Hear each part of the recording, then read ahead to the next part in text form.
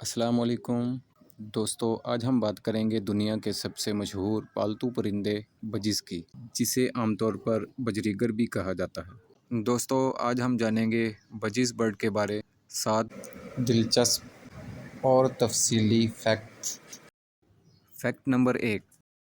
دوستو، یہ چھوٹا سا پرندہ اپنی ذہانت، خوبصورتی اور دوستانہ مزاج کی وجہ سے لاکھوں لوگوں کا پسندیدہ ہے۔ دوستو، بجز کا اصل وطن آسٹریلیا ہے۔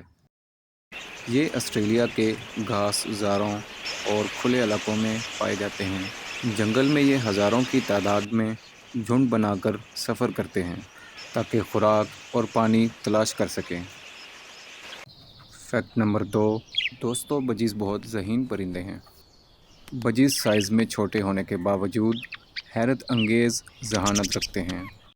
وہ مختلف آوازیں یاد کر سکتے ہیں، اپنے مالک کو پہچان سکتے ہیں اور مسلسل تربیت سے کئی الفاظ بھی سیکھ سکتے ہیں۔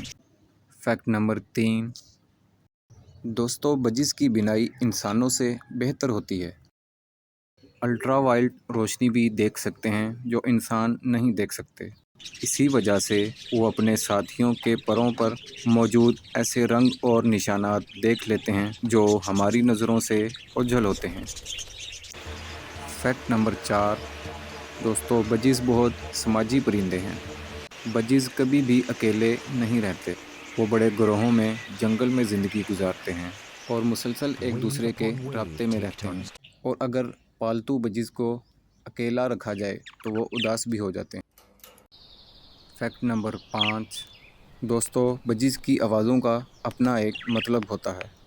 مختلف چہچہاہٹ اور آوازوں کے ذریعے اپنے جذبات ظاہر کرتے ہیں۔ بجز خوش آوازیں نکالتا ہے، جبکہ خوف یا پریشانی کی صورت میں اس کی آواز بدل جاتی ہے۔ Fact number 6۔ دوستو، بجز بہت تیزی سے افزائش نسل کرتے ہیں۔ مادہ بجی ایک بار میں کئی انڈے دے سکتی ہے۔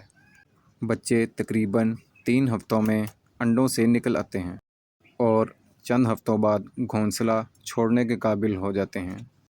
Fact number 7۔ دوستو، بجز کی عمر آپ کے خیال سے زیادہ ہو سکتی ہے۔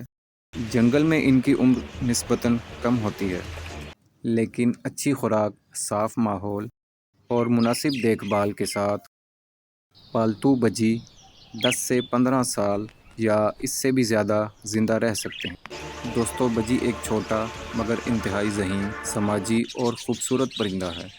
یہی وجہ ہے کہ دنیا میں لاکھوں لوگ اسے پالتو پرندے کے طور پر پسند کرتے ہیں۔ دوستو، اگر آپ کو یہ ویڈیو پسند آئی ہے تو ویڈیو کو لائک کر دیں، چینل کو سبسکرائب کر دیں۔ آپ سے ملاقات ہوگی انشاءاللہ نیکسٹ ویڈیو میں۔ اللہ حافظ۔